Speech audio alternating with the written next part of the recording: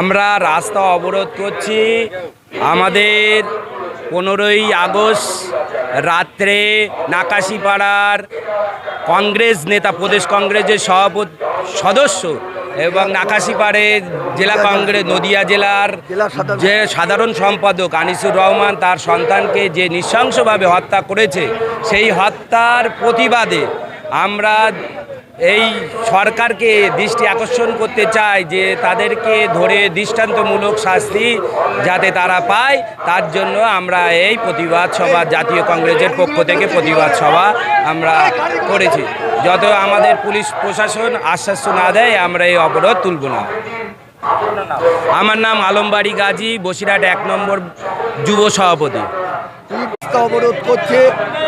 গতকাল আনুমানিক রাত 9টার সময় জাতীয় কংগ্রেস নদিয়া জেলার কংগ্রেসের সাধারণ সম্পাদক আনিসুর সাহেব এবং তার পুত্র বাড়ির উদ্দেশ্যে রওনা হয়েছিল। পথিমধ্যে তাদেরকে আটকানো হয় এবং নৃশংসভাবে তাদেরকে কুপিয়ে খুন করা হয়।